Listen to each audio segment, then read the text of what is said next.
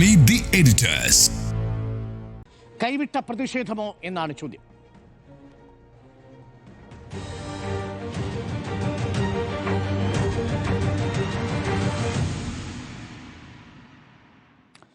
ഡൽഹിയിൽ നിന്നും പിയ സുനിൽ കൂടി നമുക്കൊപ്പം ചേരുന്നുണ്ട്. ടെലി ട്രാൻസ്പോർട്ടിംഗ് സ്റ്റുഡിയോ സംവിധാനം വഴി. ആദ്യം ഞാൻ പിയ സുനിൽ നിന്ന് തുടങ്ങാം. പിയ സുനിൽ, ഇപ്പോൾ നമുക്ക് 45 മിനിറ്റേ ഉള്ളൂ. വളരെ ചുരുങ്ങിയ സമയത്തിൽ നമുക്ക് ഈ ചർച്ച അവസാനിപ്പിക്കണം. ഇത് കൈവിട്ട പ്രതിഷേധമാണോ? എന്താണ് ദൃശ്യങ്ങൾ കാണുമ്പോൾ തോന്നുന്നത് പിയ സുനിൽ?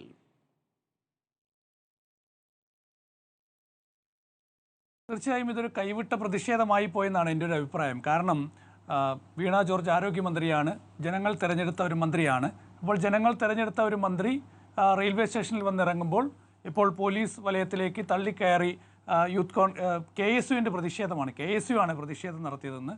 അപ്പോൾ KSUവിൻ്റെ പ്രതിഷേധമുണ്ടാകുന്നു, ഉന്തും തള്ളുമുണ്ടാകുന്നു.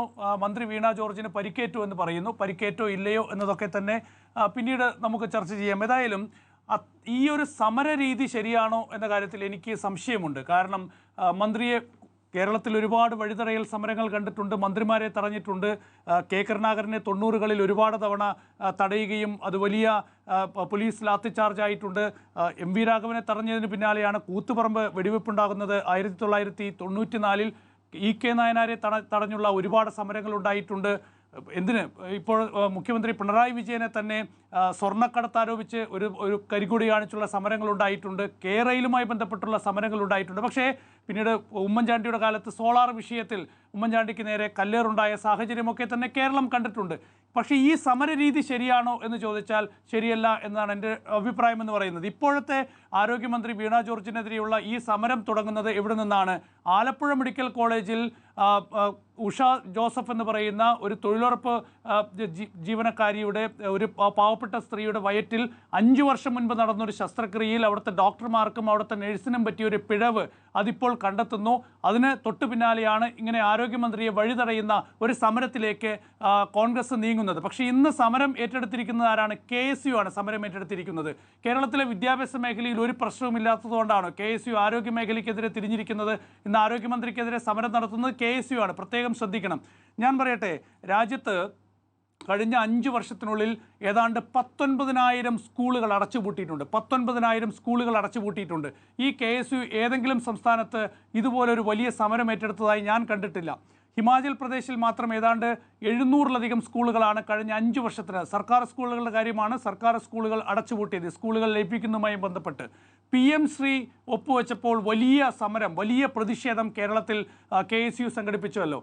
PM ശ്രീ ഒപ്പുവെച്ച് PM ശ്രീൻ്റെ ഭാഗമായുള്ള നടപടികളുമായി ഹിമാചൽ പ്രദേശിലും കർണാടകത്തിലുമൊക്കെ തന്നെ അവിടുത്തെ സർക്കാരുകൾ മുന്നോട്ട് പോകുന്നുണ്ട്. എന്തുകൊണ്ടാണ് KSU ഒരു വിദ്യാഭ്യാസ മേഖലയിലെ പ്രശ്നം എന്ന് കണ്ട് അവിടെ സമരമുയർത്താത്തത്?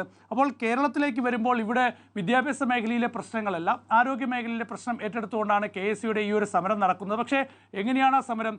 സമരം എന്നത് ആരോഗ്യമന്ത്രിയെ വഴിയിൽ തടയുക, ആരോഗ്യമന്ത്രിക്കെതിരെ കരിങ്കൊടി കാണിച്ച് അവരുടെ മുന്നോട്ടുള്ള യാത്ര തടസ്സപ്പെടുത്തുക, അവിടെ ഒരു സംഘർഷ സാഹചര്യം ഉണ്ടാക്കുക. പക്ഷേ ഇത് എത്രത്തോളം ഒരു ജനാധിപത്യ സംവിധാനത്തിൽ സമരങ്ങൾ വേണം, സമരങ്ങൾ ഉണ്ടാകണം.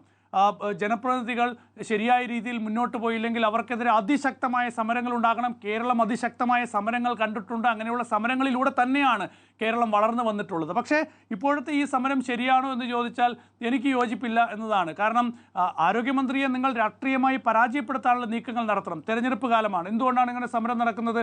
അത് തെരഞ്ഞെടുപ്പ് ലക്ഷ്യം വെച്ച് തന്നെയാണ് ഈ സമരം നടക്കുന്നതെന്ന കാര്യത്തിൽ യാതൊരു സംശയം വേണ്ട. ഒരാഴ്ചയ്ക്കകം തെരഞ്ഞെടുപ്പ് കമ്മീഷൻ കേരളത്തിലടക്കം തെരഞ്ഞെടുപ്പ് പ്രഖ്യാപിക്കാൻ പോകണം. അപ്പോൾ ഈ വിഷയങ്ങൾ ആളിക്കത്തിക്കാനുള്ള ഒരു സമരമാണ് ഇപ്പോൾ ഈ നമ്മൾ കണ്ണൂരിലൊക്കെ തന്നെ കണ്ടത്.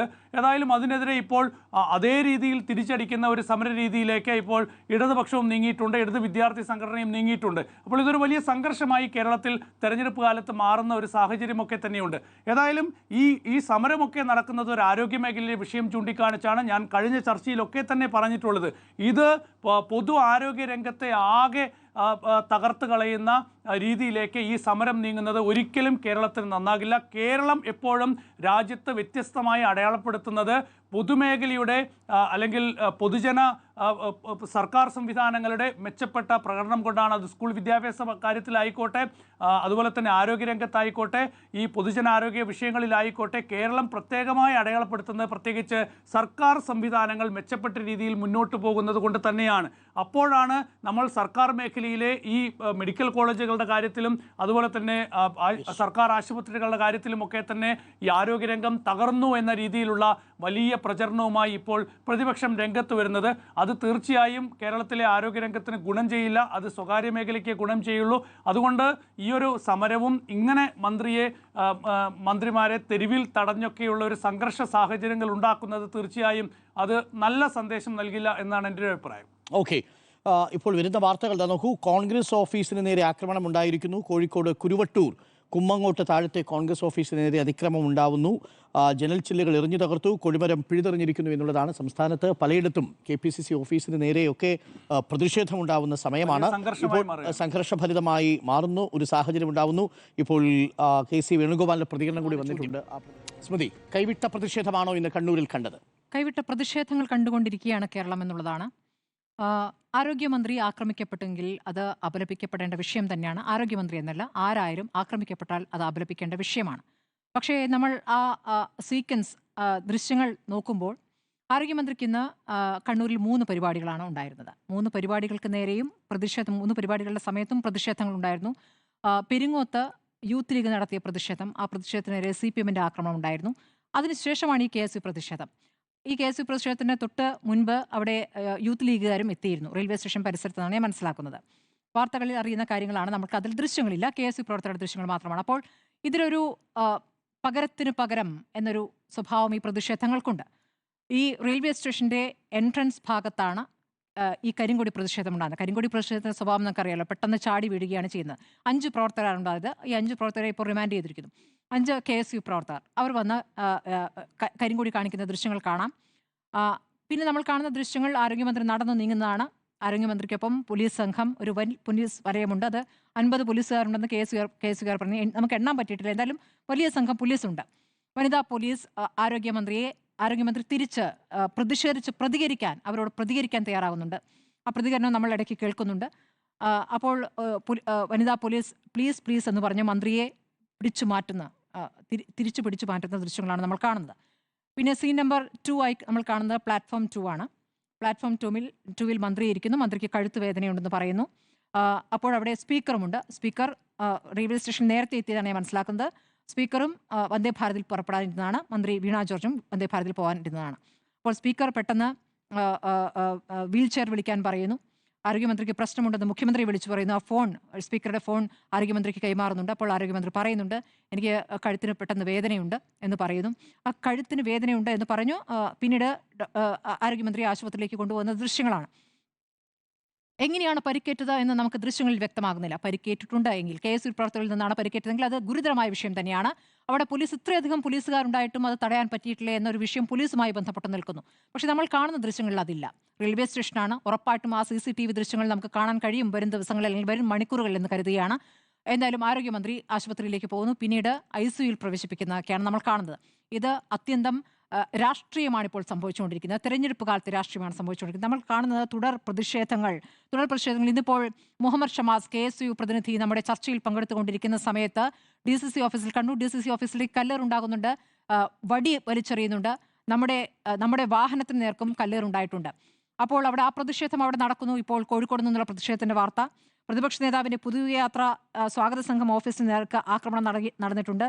അതുകൂടാതെ പത്തനംതിട്ടയിൽ ആക്രമണം നടന്നിട്ടുണ്ട്. തിരുവല്ലയിൽ ഫ്ലക്സ് ബോർഡുകൾ നശിപ്പിച്ചിട്ടുണ്ട്. മാത്രമല്ല വരമ്പത്ത് കൂലി എന്നുള്ള പ്രതികരണങ്ങൾ അപ്പുറത്തുനിന്ന് വരുന്നുണ്ട്. അപ്പോൾ അങ്ങോട്ടും ഇങ്ങോട്ടും ആക്രമണത്തിന്റെ ഭാഷ, സ്വഭാവമൊക്കെ മാറുകയാണ്. യഥാർത്ഥത്തിൽ എന്താണ് വിഷയം? ആരോഗ്യവകുപ്പുമായി ബന്ധപ്പെട്ട് ഇവിടെ വിഷയം നടക്കുന്നത് സ്വകാര്യ ആശുപത്രികൾ എന്ന വിഷയം വെച്ചുകൊണ്ട് പ്രതിരോധിക്കാൻ കഴിയുന്ന വിഷയമാണോ? അല്ല. നമ്മൾ വളരെ പാവപ്പെട്ട രോഗികൾ മെഡിക്കൽ കോളേജുകളിൽ അനുഭവിച്ച വിഷയങ്ങൾ ഇന്ന് നോക്കുന്നു. തൃശ്ശൂർ മെഡിക്കൽ കോളേജിൽ കാലിന് പരിക്കേറ്റ് ആശുപത്രിയിൽ പോയ ഒരു യുവാവിനെ 2 കൃഷ്ണമണികളും എടുത്തു മാറ്റിയ വാർത്ത നമ്മളിന്ന് കാണുകയാണ്. ആ യുവാവിൻ്റെ അമ്മയുടെയും പ്രതികരണം കാണുകയാണ്. കാലിന് പരിക്കേറ്റ് ആശുപത്രിയിൽ പോയ ഒരാൾക്ക് പിന്നീട് ഓപ്പറേഷൻ തിയേറ്ററിൽ നിന്നും തിരിച്ചു കൊണ്ടുവരുമ്പോൾ കണ്ണിന് ചുറ്റും ചോരയാണ്. എന്തിനാണ് കണ്ണിൽ ഓപ്പറേഷൻ എന്ന് പോലും അറിയില്ല. അപ്പോൾ പഴുപ്പ് കയറിയിട്ടാണെന്ന് പറയുമ്പോൾ ഇതൊന്നും അവരോട് പറയുന്നു പോലുമില്ല. ഇതിനൊക്കെ ഉത്തരവാദിത്തമാർക്കാണ്? ഈ ഉത്തരവാദിത്തം എന്നുള്ള ചോദ്യമുണ്ടോ? ധാർമ്മികമായ ഉത്തരവാദിത്തം ഒരു വകുപ്പ് മന്ത്രിക്കുണ്ടോ എന്ന് ചോദ്യം വരുമ്പോൾ ഇതിനെ ഏത് രൂപത്തിലാണ് ഇതിനെ സമീപിക്കുന്നത് എന്നൊരു വിഷയമുണ്ട്. മന്ത്രി അതിനോട് നടത്തുന്ന പ്രതികരണങ്ങൾ എത്രത്തോളം ഇൻസെൻസിറ്റീവാണ്? നമ്മൾ മുമ്പ് നടത്തിയ ചർച്ചകളിലും ഞാൻ പറഞ്ഞിട്ടുള്ള ഒരു കാര്യമാണ്. ഞാനാണോ ഓപ്പറേഷൻ നടത്തുന്നത് എന്നൊരു ചോദ്യം അതൊരു മന്ത്രിയിൽ നിന്ന് കേൾക്കേണ്ട, കേരളം ആഗ്രഹിക്കുന്ന ചോദ്യമല്ല. അങ്ങനെയല്ല അതിനോട് പ്രതികരിക്കേണ്ടത്. അപ്പോൾ ഈ പ്രതികരണങ്ങൾ, പ്രതിഷേധങ്ങൾ അതിനോട് വളരെ രോഷത്തോടെ പ്രതികരിക്കുമ്പോൾ പക്ഷേ തുടർ പ്രതികരണങ്ങൾ ഉണ്ടാകാം. ആ പ്രതികരണങ്ങളാണ് ഇപ്പോൾ കണ്ടുകൊണ്ടിരിക്കുന്നത്. ഞാൻ വീണ്ടും പറയുകയാണ്, ആക്രമണം നടന്നിട്ടുണ്ടെങ്കിൽ അതിനെ പൂർണ്ണമായും അപലപിക്കണം. ഇതിനു മുമ്പ് നമ്മൾ കണ്ണൂരിൽ തന്നെ ആക്രമണം കണ്ടിട്ടുണ്ട്. മുൻ മുഖ്യമന്ത്രി ഉമ്മൻചാണ്ടി, ഇത് 2013 സോളാർ ആരോപണങ്ങൾ ഉയർന്ന ഘട്ടത്തിൽ ഉമ്മൻചാണ്ടിക്ക് നേരെ കല്ലെറിയുന്നു, വടിയെറിയുന്നു. ആ ആക്രമണവുമായി ബന്ധപ്പെട്ട് 5 വർഷം നീണ്ട വിചാരണ നടന്നു. അതിനുശേഷം 88-ാം പ്രതി ദീപക് ചാലിന് 3 വർഷവും 18-ാം പ്രതി COT നസീറിന് 99-ാം പ്രതി ബിജു പറമ്പത്ത് എന്നിവർക്ക് 2 വർഷവും കണ്ണൂർ സെഷൻസ് കോടതി വിധിച്ചു. അപ്പോൾ ആ സംഭവം ഉണ്ടാകുമ്പോൾ അതിനോട് എങ്ങനെയാണ് നേതാക്കൾ പ്രതികരിച്ചത്? അന്ന് VS പ്രതികരിച്ചത് നമ്മുടെ മുന്നിലുണ്ട്. VS അതിനെ അപലപിച്ചു. അന്ന് പിണറായി വിജയൻ നടത്തിയ പ്രതികരണവും നമുക്ക് മുന്നിലുണ്ട്. പിണറായി വിജയൻ അതിൽ പറഞ്ഞത് ആ വാചകങ്ങൾ വേണമെങ്കിൽ ഞാൻ കേൾപ്പിക്കാം. നെഞ്ചിൽ ഇത്ര വലിയ ലോഹക്കോട് ഉണ്ടെന്ന് ഞങ്ങൾ ആരും മനസ്സിലാക്കിയിട്ടില്ല. ഉമ്മൻചാണ്ടി തൊലിക്കെട്ടിയെക്കുറിച്ച് നമ്മൾക്കറിയാവുന്നതാണ്. അപ്പോൾ ഇങ്ങനെയൊരു കല്ലിങ്ങനെ വന്നാൽ അത് ഗ്ലാസ് തെറിച്ചുകൊണ്ട് ഠിം എന്ന് തെറിച്ച് ഗ്ലാസ് പൊട്ടുന്ന ലോഹക്കൂടാണോ ആ നെഞ്ച് എന്ന് ചോദിക്കുന്ന ഒരു പ്രതികരണം അദ്ദേഹം നടത്തും. എന്നിട്ട് അദ്ദേഹം അവസാനം പറയുന്ന ഒരു വരിയുണ്ട്, ഉപ്പും കൂട്ടി വിഴുങ്ങാൻ പറ്റുന്ന നുണ ആളുകൾക്ക് കൊടുക്കണ്ടേ എന്നാണ് പറയുന്നത്. ഉപ്പും കൂട്ടി വിഴുങ്ങാൻ പറ്റുന്ന നുണ ആളുകൾക്ക് കൊടുക്കണ്ടേ? അതെവിടെയൊക്കെ പ്രസക്തമാകുമെന്ന് ഞാൻ ജനങ്ങൾക്ക് വിടുകയാണ്. കാരണം സത്യമുണ്ടെങ്കിൽ ആ സത്യത്തിൽ നടപടി ഉണ്ടാകണം. സത്യമല്ല എങ്കിൽ അത് ജനം കാണുന്നുണ്ട്, അല്ലെങ്കിൽ ഇന്നല്ലെങ്കിൽ നാളെ കാണുമെന്നുള്ളൊരു വിഷയം കൂടി. തെരഞ്ഞെടുപ്പ് കാലമായതുകൊണ്ട് നടക്കുന്ന ഈ ഏറ്റുമുട്ടലുകൾ അത് കൈവിട്ടു പോകുന്നുണ്ട്. കേസുമായി ബന്ധപ്പെട്ട് പറയുകയാണെങ്കിൽ അതുകൂടി ഞാൻ പറഞ്ഞ് അവസാനിപ്പിക്കുകയാണ്. നേരത്തെ ഈ ആരോഗ്യരംഗത്തെ വിഷയങ്ങൾ വരുന്ന സമയത്ത് ഒരു റീത്ത് പ്രതിഷേധം നടന്നു. റീത്ത് പ്രതിഷേധം ഇതിനു മുമ്പ് നമ്മൾ SFIയുടെ ഭാഗത്തൊക്കെ കണ്ടിട്ടുണ്ട്. അതൊരു ശരിയായ പ്രതിഷേധ രീതിയാണോ എന്ന് ചോദിച്ചാലല്ല, ഒരാളെ മരിച്ചതായി കാണുന്ന രീതിയിലുള്ള പ്രതിഷേധമാണ്. ആ റീത്ത് പ്രതിഷേധം വന്ന ഘട്ടത്തിൽ എന്താണ്, വളരെ വേഗം അതിലേക്ക് കാര്യങ്ങൾ പോവുകയാണ്. മെഡിക്കൽ കോളേജുമായുള്ള ബന്ധപ്പെട്ട വിഷയത്തിൽ നിന്നും വിഷയം മറ്റൊന്നിലേക്ക് മാറുന്നു. ഇപ്പോഴും അതാണ് സംഭവിച്ചിരിക്കുന്നത്. മെഡിക്കൽ കോളേജുമായുള്ള വിഷയം മാറി, വിഷയം ഇപ്പോൾ ആരോഗ്യമന്ത്രിയെ ആക്രമിച്ചു.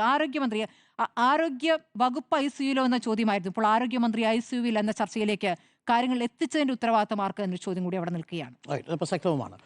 കൈവിട്ട പ്രതിഷേധമാണോ മധു? സമരങ്ങളും സംവാദങ്ങളും അത് ജനാധിപത്യത്തിൽ ഏറ്റവും പ്രധാനപ്പെട്ട കാര്യങ്ങൾ തന്നെയാണ്. അങ്ങനെ തന്നെയാണ് യുവജന പ്രസ്ഥാനങ്ങളോ വിദ്യാർത്ഥി സംഘടനകളോ ഒക്കെ മുന്നോട്ട് പോകേണ്ടത് എന്ന് അടിസ്ഥാനപരമായി വിചാരിക്കുന്ന ഒരു ജനാധിപത്യ വിശ്വാസിയാണ് ഞാൻ.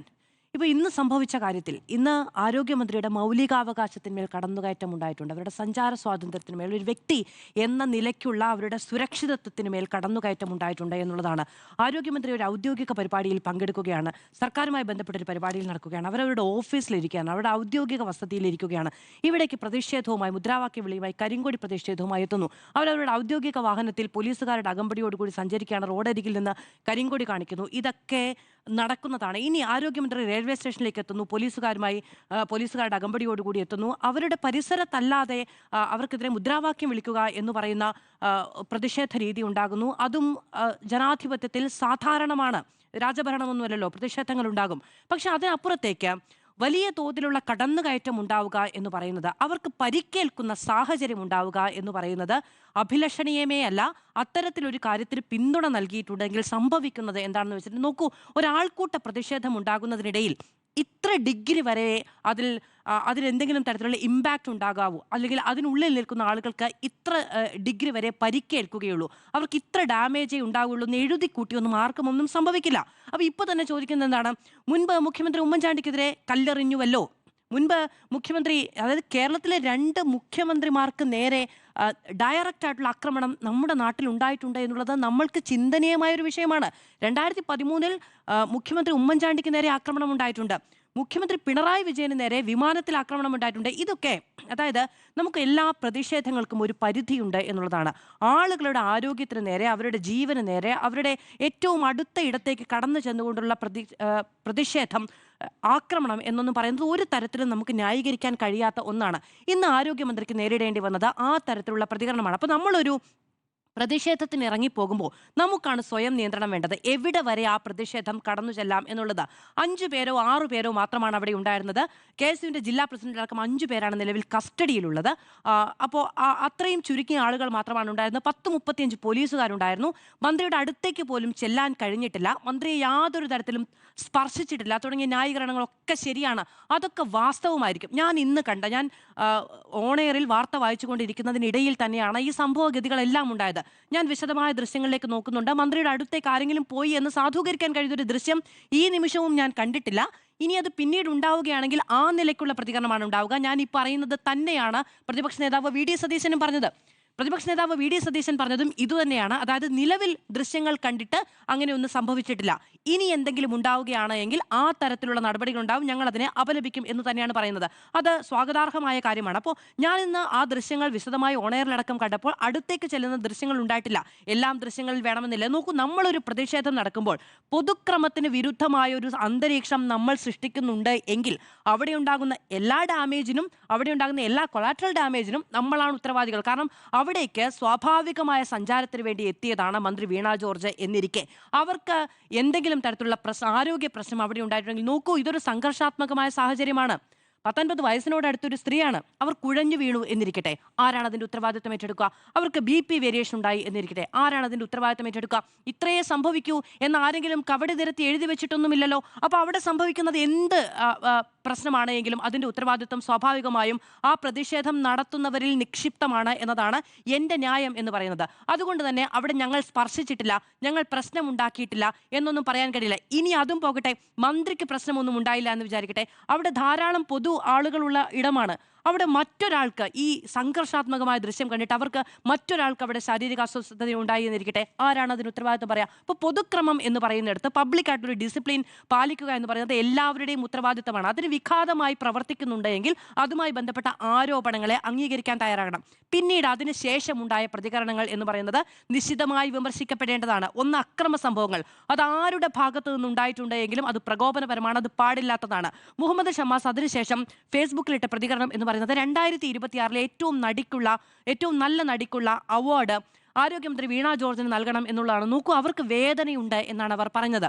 അവർ അവരുടെ കഴുത്ത് പൊത്തിപ്പിടിച്ചിരിക്കുന്ന ദൃശ്യം കേരളത്തിലുള്ള എല്ലാവർക്കും കണ്ടിട്ടുള്ളതാണ്. ഈ സംഭവം നടക്കുമ്പോൾ മാത്രമാണ്, അല്ലെങ്കിൽ ചെന്ന് തൊട്ടാക്രമിച്ച് കഴുത്തിൽ കുത്തിയാൽ മാത്രമാണ് അവർക്ക് പരിക്കേൽക്കുന്നതോ അവർക്ക് അസ്വസ്ഥതയുണ്ടാകുന്നതോ ആയ കാര്യം സംഭവിക്കുക എന്ന് ഏത് ആരോഗ്യ വിദഗ്ധരാണ് ഇവർക്ക് പറഞ്ഞു കൊടുത്തത് എന്നതറിയില്ല.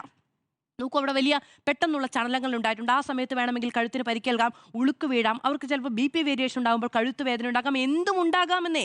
ഇതൊക്കെ ആരാണ് എഴുതി കൊടുത്തിട്ടുള്ളത്? അപ്പോൾ അതിനൊക്കെ അവർ നടിയാണ് എന്ന് പറയുക. ഇതിന് തൊട്ട് മുൻപ് ഡിബേറ്റ് വിത്ത് സ്മൃതി പരുത്തിക്കാടിൻ്റെ എന്ന പ്രോഗ്രാമിൽ ഇരിക്കുന്ന സമയത്ത് ഷമാസ് അവരെ വിശേഷിപ്പിച്ചത് നടിയെന്നാണ്. കേരളത്തിലെ ആരോഗ്യമന്ത്രിയെ നടി എന്ന് വിശേഷിപ്പിക്കുകയാണ്. പക്ഷെ സാധ്യമാണെന്നറിയോ, മുല്ലപ്പള്ളി രാമചന്ദ്രൻ ഇതിനു മുമ്പ് കേരളത്തിലെ മുൻ ആരോഗ്യമന്ത്രി വിശേഷിപ്പിച്ചത് എന്നാണ് വിശേഷിപ്പിച്ചത്. അപ്പോൾ ഈ പറയുന്ന വിശേഷണങ്ങൾ എന്ന് പറയുന്നത് അങ്ങനെ അങ്ങ് കിട്ടുകയാണ്, അങ്ങനെ പകർന്ന് ഓരോ തലമുറയിലേക്കും വരികയാണ്. അതൊക്കെ നിശിതമായി വിമർശിക്കപ്പെടേണ്ടതാണ്. മുഹമ്മദ് ഷമാസിനേക്കാൾ എത്ര അധികം മുതിർന്ന ഒരു സ്ത്രീയാണ് വീണ ജോർജ്. ആ നിലയ്ക്ക് എങ്ങനെയാണ് അവരെ നടി എന്ന് വിശേഷിപ്പിക്കുക? അപ്പോൾ അവിടെയൊക്കെ ഒരു നിയന്ത്രണം വേണമെന്നുള്ളതാണ്. മുഹമ്മദ് ഷമാസ് അതിന് മറുപടിയായി പറഞ്ഞത് എന്താണെന്ന് വെച്ചാൽ, നോക്കൂ, റിപ്പോർട്ടർ ടിവിയുടെ ആസ്ഥാനത്തേക്ക് കല്ല് വന്ന് വീഴുകയാണെങ്കിൽ നിങ്ങൾ എങ്ങനെ പ്രതികരിക്കും? ഇവിടെ പോലീസുണ്ട്, നമുക്ക് പരാതി കൊടുക്കാൻ കഴിയും, നമുക്ക് അതിന് പകരമായി ഈ നിലയ്ക്കാണോ പ്രതികരിക്കാൻ കഴിയും? അപ്പൊ അങ്ങനെയുള്ള പ്രതികരണങ്ങളല്ല ഉണ്ടാകേണ്ടത് എന്നുള്ളതാണ്. ഞങ്ങളെ പഠിപ്പിക്കേണ്ട എന്നുകൂടി പറയുന്നുണ്ട്. അപ്പോൾ ഇതൊക്കെ ഞങ്ങൾ ഇങ്ങനെയേ ചെയ്യുകയുള്ളൂ. ഞാൻ ഓണയർ നിൽക്കുമ്പോൾ മുഹമ്മദ് ഷമാസിനോട് പറഞ്ഞു, ഞങ്ങൾക്ക് ഇത്ര മനുഷ്യത്വമേ ഉള്ളൂ എന്ന് വിചാരിക്കൂ. ഇത് ആരുടെ പ്രസ്ഥാനമാണ്? ഞങ്ങൾക്ക് ഇത്ര മനുഷ്യത്വമേ ഉള്ളൂ എന്ന് വിചാരിക്കൂ എന്ന് പറയുന്നത് ആരൊക്കെ കേൾക്കാനാണ്? ഇത് ആരുടെ പ്രസ്ഥാനമാണ്? ഇന്ത്യൻ സ്വാതന്ത്ര്യ സമരത്തിന് മുതൽ ഇങ്ങോട്ട് അഹിംസയുടെ പാരമ്പര്യമുണ്ടെന്ന് പറയുന്ന മഹാത്മജിയുടെ പൈതൃകം പേറുന്നു എന്ന് പറയുന്ന ഒരു പ്രസ്ഥാനത്തിൻ്റെ ഒരു വിദ്യാർത്ഥി നേതാവ് പറയാൻ, ഞങ്ങൾക്ക് ഇത്ര മനുഷ്യത്വമേ ഉള്ളൂ, ഞങ്ങൾ ഇങ്ങനെ പെരുമാറുകയുള്ളൂ, ഞങ്ങൾ അങ്ങനെ അഭിസംബോധന ചെയ്യുകയുള്ളൂ, ഞങ്ങൾക്ക് ഇത്ര നിയന്ത്രണമേ ഉള്ളൂ എന്ന്. ഇത് ആര് കേൾക്കാനാണ് എന്നുള്ളതാണ്. ഇപ്പം സണ്ണി ജോസഫ് പ്രതികരിക്കുന്നു. അദ്ദേഹം പറയുന്നത്, എനിക്ക് വിശ്വാസമില്ല, ഒരു മനുഷ്യന് വേദനയുണ്ടെന്ന് അയാൾ പറഞ്ഞാൽ അയാളെ വിശ്വസിക്കുക എന്ന് പറയുന്നൊരു കാര്യമുണ്ട്. അവർ ആശുപത്രിയിൽ ചികിത്സയിലാണ്, അവർ ICUവിലാണ്. തൊട്ട് മുൻപാണ് ബുള്ളറ്റിൻ വന്നിരിക്കുന്നത് അവർക്ക് കഴുത്തിന് ക്ഷതമുണ്ട് എന്നുള്ളതാണ്. ഒന്നുകിൽ നമുക്ക് പൂർണ്ണമായി അവിശ്വസിക്കാം, അല്ലെങ്കിൽ നമുക്ക് മിനിമം മനുഷ്യനെ വിശ്വാസത്തിലെടുക്കാം. ഇതിപ്പോൾ ഈ ദൃശ്യങ്ങൾ പുറത്തു വന്നിട്ടില്ല എന്നുള്ളത് ഒരു പ്രധാനപ്പെട്ട കാര്യം തന്നെയാണ്. അവരെ ഡയറക്റ്റായി ആരെങ്കിലും അറ്റാക്ക് ചെയ്തു എന്ന് ഞാൻ പറയുന്നില്ല ഈ നിമിഷവും. എനിക്കത് സാധൂകരിക്കാൻ കഴിയുന്ന ദൃശ്യങ്ങൾ എൻ്റെ അടുത്തില്ല. പക്ഷെ അവർക്ക് ശാരീരിക അസ്വസ്ഥതയുണ്ടായി, അവർക്ക് കഴുത്തിന് ക്ഷതമുണ്ടായി എന്ന് ഈ നമ്മുടെ ആരോഗ്യ മേഖലയിലെ ആശുപത്രിയിൽ നിന്ന് റിപ്പോർട്ട് വരുന്നു. ഇതൊക്കെ അവിശ്വാസത്തിൽ എടുത്തുകൊണ്ട് മുന്നോട്ട് പോകേണ്ടത് എങ്ങനെയെന്ന് എനിക്ക് സത്യമായി പറയാം. അത്രയും പ്രിവിലേജ് ഏതെങ്കിലും ഒരു പൊതുപ്രവർത്തകനോ അല്ലെങ്കിൽ ഒരു പൊതുപ്രസ്ഥാനമോ അങ്ങനെ ആവശ്യപ്പെടുന്നുണ്ടോ എന്നും എനിക്കറിയില്ല. അതിന് ഒപ്പം ഇപ്പുറത്തൊന്നും നേരത്തെ സ്മൃതി മാഡം ചൂണ്ടിക്കാണിച്ചതുപോലെ വരമ്പത്ത് കൂലി, ഞങ്ങൾ കയ്യും കെട്ടി നോക്കി നിൽക്കില്ല, വടി കൊണ്ട് വന്നാൽ അടിമേടിക്കും, ഇങ്ങനെയുള്ള പ്രതികരണങ്ങളും പ്രകോപനപരം തന്നെയാണ്. അതൊന്നും കാണാതിരിക്കുകയോ പറയാതിരിക്കുകയോ ചെയ്യുന്നില്ല. നമുക്കൊരു ഇടവേള കൂടി വേണം. ഇടവേളയ്ക്ക് ശേഷം ശ്രമിക്കാം. പ്രതിഷേധമോ എന്നതാണ് ചോദ്യം. രണ്ട് കാര്യങ്ങൾ ആദ്യം പറയണം. ഒന്ന്, ആ ദൃശ്യങ്ങളിൽ നമ്മൾ കാണുന്നത് KSUവിൻ്റെ പ്രവർത്തകരുടെ കൈ വീണ ജോർജിൻ്റെ ശരീരത്തിൽ സ്പർശിക്കുന്നതായിട്ട് ഒരിടത്തും നമ്മുടെ മുന്നിൽ വന്നിരിക്കുന്ന, ഈ നിമിഷം വരെ വന്നിരിക്കുന്ന ദൃശ്യങ്ങളിലില്ല. നമ്മൾ 3 ക്യാമറകൾ ഉണ്ടായിരുന്നു. ആ 3 ക്യാമറകളിൽ നിന്നുള്ള വിഷ്വൽസ് നമ്മൾ പരിശോധിച്ചു. മറ്റ് ചാനലുകളുടെ ഫീഡുകളും നമ്മൾ പരിശോധിച്ചു. അതിൽ KSU നേതാക്കൾ വീണയുടെ തൊട്ടടുത്തെത്തി വീണയുടെ ശരീരത്തിൽ കൈവയ്ക്കുന്ന, മിനിസ്റ്ററുടെ ശരീരത്തിൽ കൈവയ്ക്കുന്ന ഒരു രംഗം പോലും നിലവിൽ പുറത്തു വന്നിരിക്കുന്ന ദൃശ്യങ്ങളിലില്ല. ഇനി പുറത്തു വരേണ്ടത് RPFൻ്റെ നിയന്ത്രണത്തിലുള്ള റെയിൽവേ സ്റ്റേഷനിലെ CCTV ദൃശ്യങ്ങളാണ്. അതിതുവരെയും പുറത്തു വന്നിട്ടില്ല. അത് പുറത്തു വരുമ്പോൾ മാത്രമേ ഏതെങ്കിലും തരത്തിൽ KSU പ്രവർത്തകർ നേരിട്ട് മന്ത്രിയുടെ ശരീരത്തിൽ സ്പർശിച്ച് ക്ഷതമേൽപ്പിച്ചിട്ടുണ്ടോ എന്നത് തിരിച്ചറിയാൻ സാധിക്കൂ. അപ്പോൾ ഫാക്ട് നമ്പർ 1, നിലവിൽ KSU പ്രവർത്തകർ ആരോഗ്യവകുപ്പ് മന്ത്രിയുടെ ശരീരത്തിൽ സ്പർശിച്ച് ക്ഷതമേൽപ്പിച്ചു എന്നതിന് തെളിയിക്കാൻ പറ്റുന്ന ദൃശ്യങ്ങൾ പുറത്തു വന്നിട്ടില്ല. മാത്രവുമല്ല, അവിടെ നിന്ന് ചില ആളുകളുമായി നമ്മൾ സംസാരിച്ചു. ചിലരുടെ പ്രതികരണങ്ങൾ എനിക്ക് കിട്ടിയിട്ടുണ്ട്. അവർ പറയുന്നതും നേരിട്ട് മന്ത്രിയെ ഇവർ അറ്റാക്ക് ചെയ്തതായിട്ട്, ഫിസിക്കലി ശാരീരികമായി ഉപദ്രവിച്ചതായിട്ടുള്ള ദൃശ്യങ്ങൾ പുറത്തു വന്നിട്ടില്ല എന്നുള്ളതാണ്. ഇതാണ് വസ്തുത. എന്നാൽ ഞാൻ ഇപ്പോൾ പുറത്തു വന്നിരിക്കുന്ന മെഡിക്കൽ ബോർഡിൻ്റെ ബുള്ളറ്റിൻ പ്രേക്ഷകരുടെ അറിവിലേക്കൊന്ന് വായിക്കാം. ആ മെഡിക്കൽ ബുള്ളറ്റിൻ നമുക്ക് വിശ്വസിച്ചേ മതിയാവൂ. കാരണം അത് ഡോക്ടർമാരുടെ ബുള്ളറ്റിനാണ്. അതാണ് ശാസ്ത്രീയമായിട്ടുള്ളത്. ആധികാരികമായി നമ്മൾ എടുക്കുന്നതും അതാണ്. മെഡിക്കൽ ബുള്ളറ്റിൻ ഇങ്ങനെയാണ് പറയുന്നത്. കണ്ണൂർ ജില്ലാ ആശുപത്രി സൂപ്രണ്ട് നിയോഗിച്ച വിദഗ്ധ ഡോക്ടർമാരടങ്ങിയ മെഡിക്കൽ ടീം ആരോഗ്യ കുടുംബക്ഷേമ വകുപ്പ് മന്ത്രി ശ്രീമതി വീണ ജോർജിനെ പരിശോധിക്കുകയും ടെസ്റ്റുകൾ നടത്തുകയും ചെയ്തു.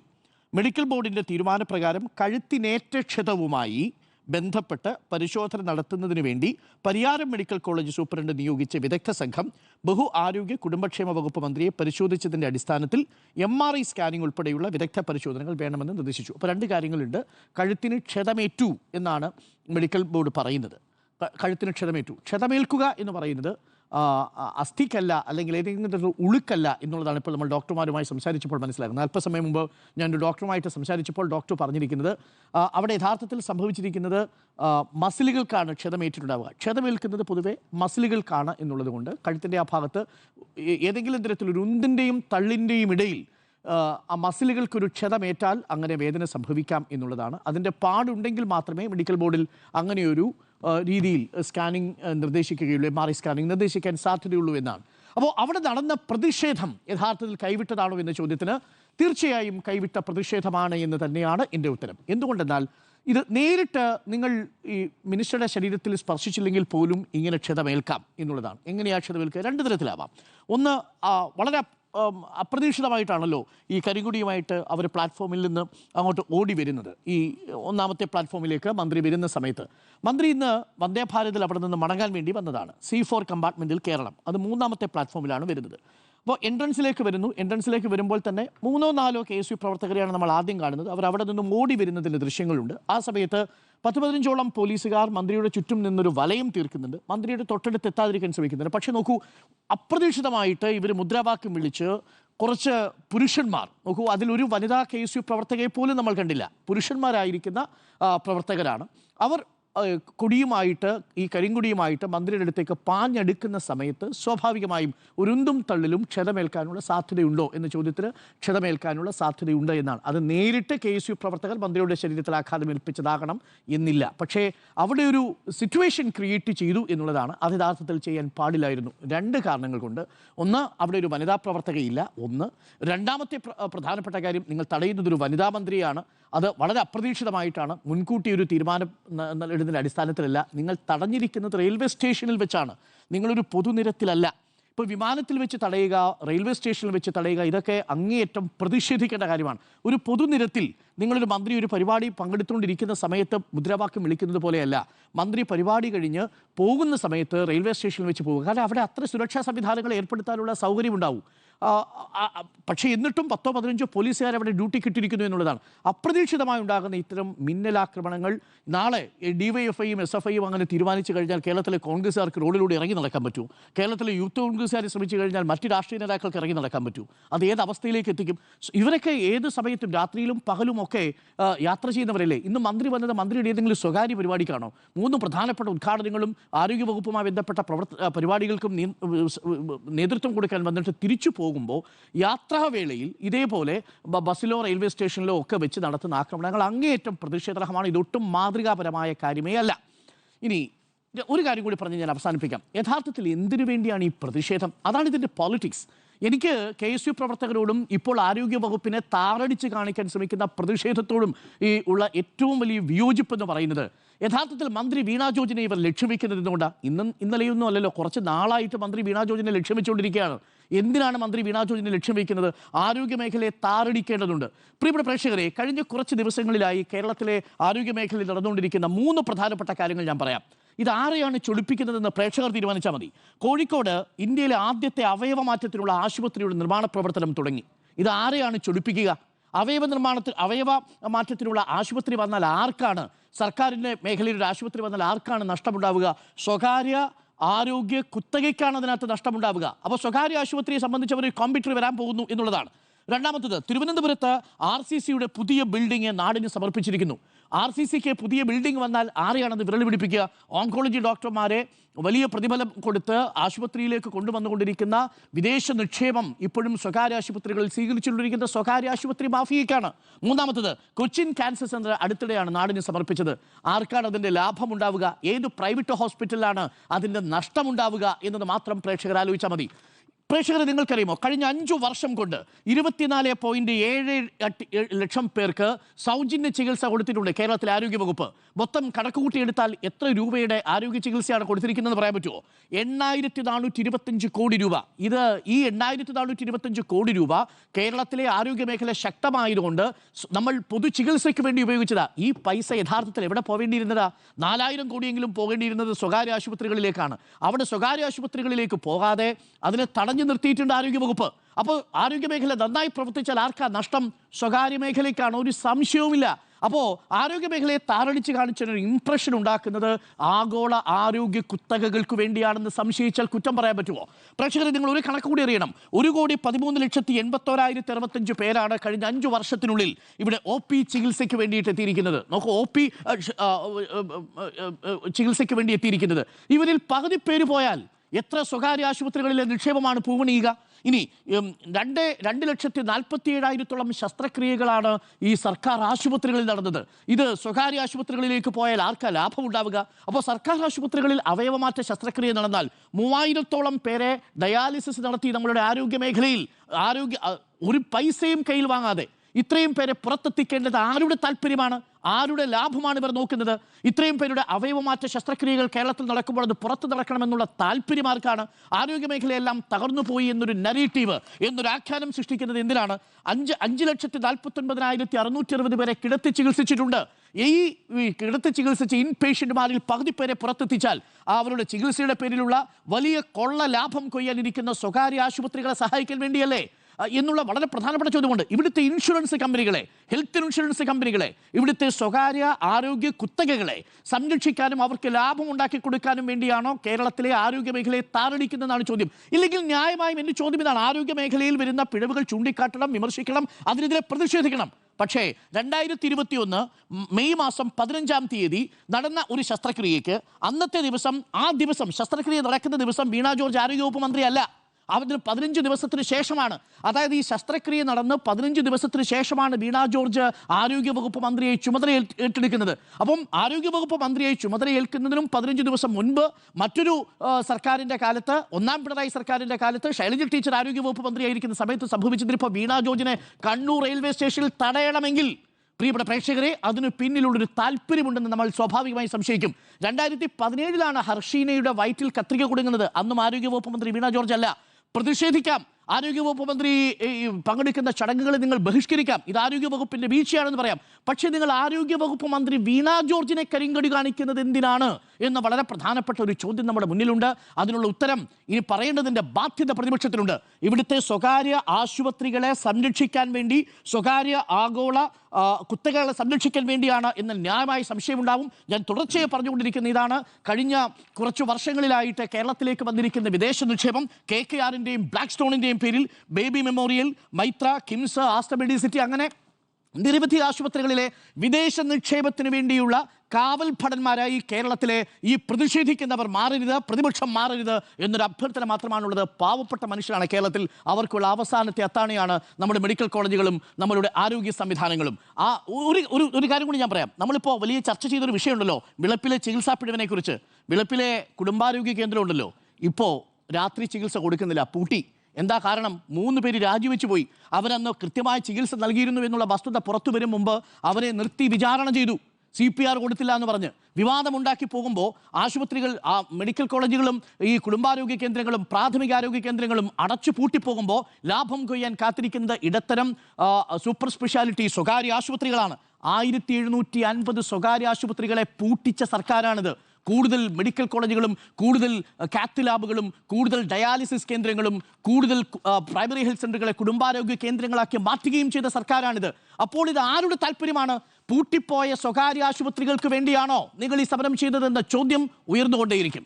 പ്രതിഷേധമോ എന്നാണ് ചോദ്യം. ആന്റോ അഗസ്റ്റിൻ, ഈ പ്രതിഷേധവും ആക്രമണവും തമ്മിൽ രണ്ടാണെന്ന് ആദ്യം മനസ്സിലാക്കുക. ഒരു വനിതാ മന്ത്രിനെ ഒരു ജില്ലയിൽ പ്രവേശിച്ചിട്ട് 3 സ്ഥലത്ത് പ്രതിഷേധം നടത്തി എന്നുള്ളത് വെക്കാം. അത് അംഗീകരിക്കുകയും ചെയ്യാം. കാരണം അവർ ചെയ്തൊരു തെറ്റുണ്ട്, അല്ലെങ്കിൽ അവരുടെ ഭരണം നല്ലതല്ല, അല്ലെങ്കിൽ അവരുടെ പ്രവർത്തനം നല്ലതല്ല എന്നൊക്കെ പറയുന്നതിനകത്ത് ഒരു രാഷ്ട്രീയ പാർട്ടി എന്നുള്ള നിലയ്ക്ക് KSUവിനോ കോൺഗ്രസിനോ ഒക്കെ പ്രതിഷേധിക്കാം. പക്ഷേ ഒരു റെയിൽവേ സ്റ്റേഷനിൽ ഒരു വനിതാ മന്ത്രി അവരുടെ ഔദ്യോഗിക പരിപാടിയും കഴിഞ്ഞ് അവർ തിരുവനന്തപുരത്തേക്ക് യാത്ര ചെയ്യുന്ന സമയത്ത് 3 പ്രധാനപ്പെട്ട കോൺഗ്രസിൻ്റെ നേതാക്കന്മാർ ചാടി വീഴുകയാണ്. അതിനെ പ്രതിഷേധം എന്ന് പറയുന്നത് തന്നെ അതിനെയാണ് ആദ്യം അപലപിക്കേണ്ടത്. കാരണം അങ്ങനെയല്ല അത് പറയേണ്ടത്, അതിനെ ആക്രമണമായി കാണുക എന്നുള്ളതാണ്. 3 കോൺഗ്രസിൻ്റെ നേതാക്കന്മാർ, അല്ലെങ്കിൽ യൂത്ത് KSUവിൻ്റെ നേതാക്കന്മാർ, അല്ലെങ്കിൽ കണികൾ ഈ ഒരു വനിതയെ, മന്ത്രിനൊക്കെ മാറ്റി വെച്ചോളൂ, വനിതയെ ആക്രമിക്കാൻ വന്നാൽ എന്ത് നിലപാടാണ് സ്വീകരിക്കേണ്ടത് എന്നുള്ളത് കോൺഗ്രസ് പറഞ്ഞാൽ മതി. വേറെ ഒന്നിനെക്കുറിച്ച് ന്യായീകരിക്കാൻ നിൽക്കണ്ട. അത് നിങ്ങൾ ഈ പറഞ്ഞ ആരോഗ്യ മേഖലയിൽ തകർച്ചയെ കുറിച്ചിട്ടോ ചികിത്സാ പിഴവിനെ കുറിച്ചിട്ടോ എന്തു തന്നെ ആയിക്കോട്ടെ, അതിനൊക്കെ അതിൻ്റെതായ സ്ഥലങ്ങളുണ്ടെന്നേ. ഒരു വീട്ടിൽ കയറി വന്നിട്ട് വീട് ആക്രമിക്കാൻ വരികയാണ്, അവിടെ ചെല്ലുമ്പോഴാണ് അറിയുന്നത് അവിടെ ആളില്ല എന്നുള്ളത്.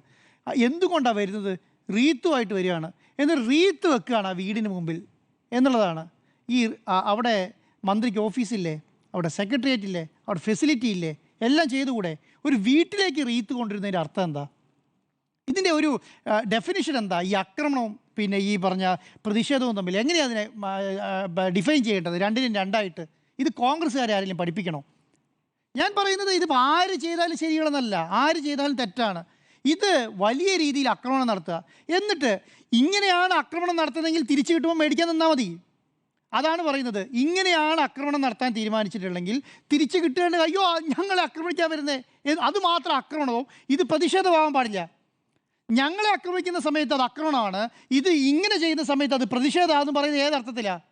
നിങ്ങൾ പ്രതിഷേധിക്കുമോ? പ്രതിഷേധിക്കുന്ന സമയത്ത് നമ്മൾ കണ്ടിട്ടില്ലേ, സെക്രട്ടറിയേറ്റിന് മുമ്പിൽ നമ്മൾ കണ്ടിട്ടില്ലേ, ലാത്തി ചാർജ് കണ്ടിട്ടില്ലേ, അവിടെ ബാരിക്കേഡ് വെച്ച് തടയുന്നത് കണ്ടിട്ടില്ലേ, അവിടെ ജലപീരങ്കി ഇത് ചെയ്യുന്നത് കണ്ടിട്ടില്ലേ, കരിങ്കൊടി കാണിക്കുന്നത് കണ്ടിട്ടില്ലേ?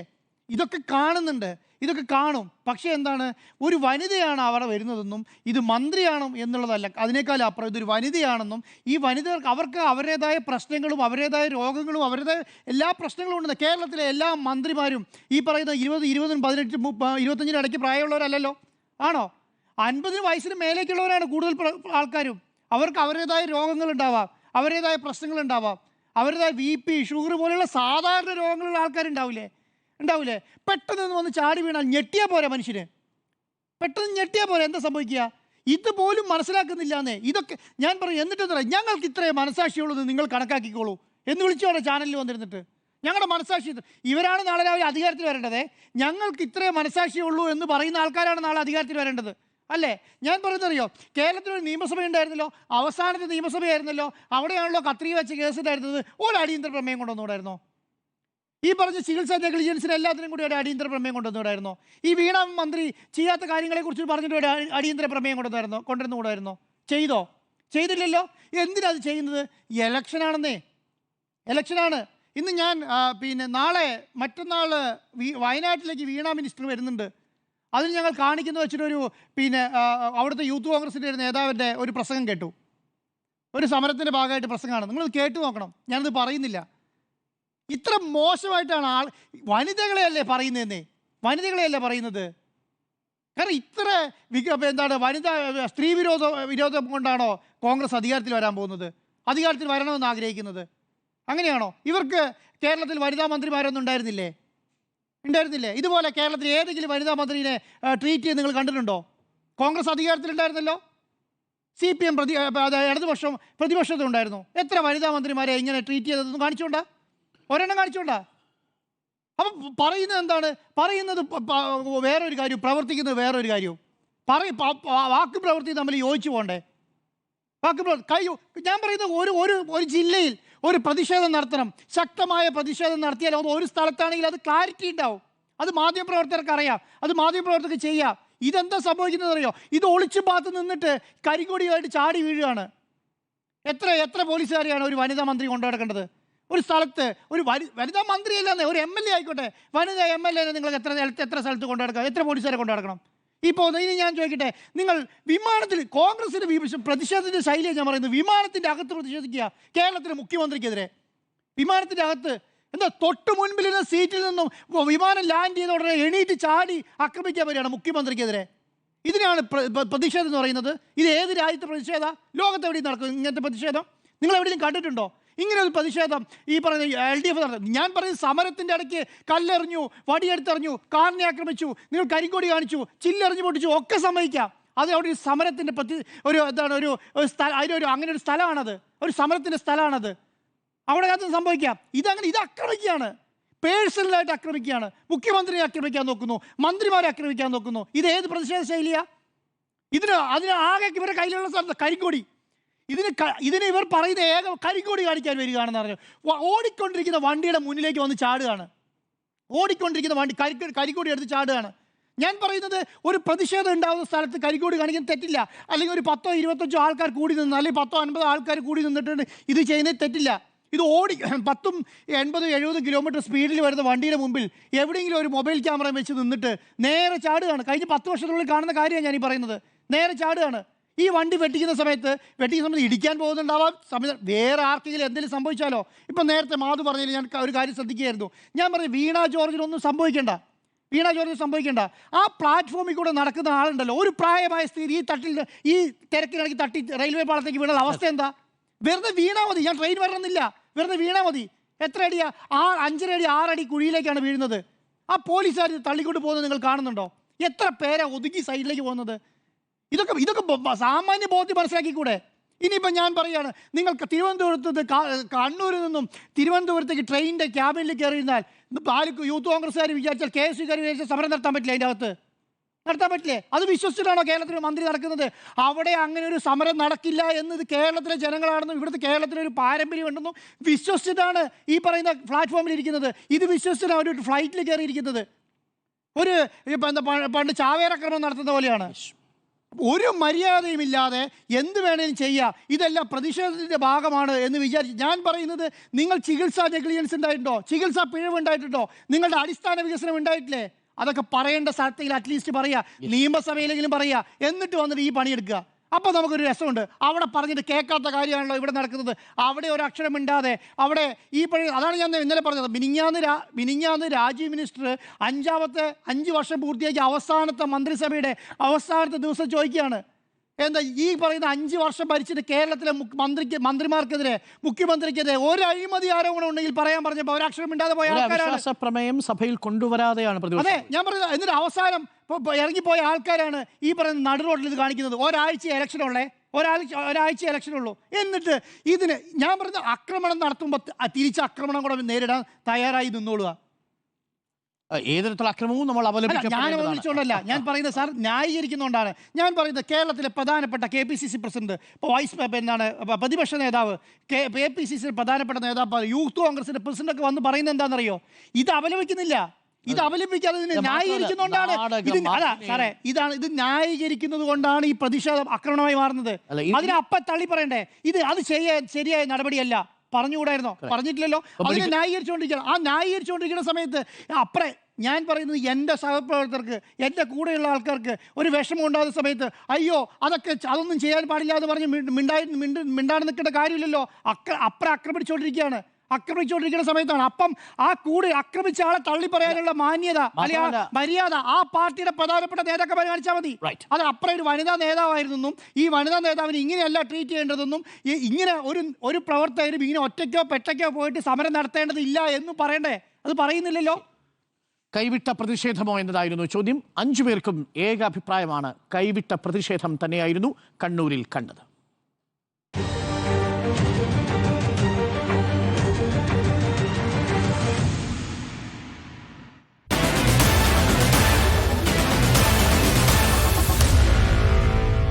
Meet the editors.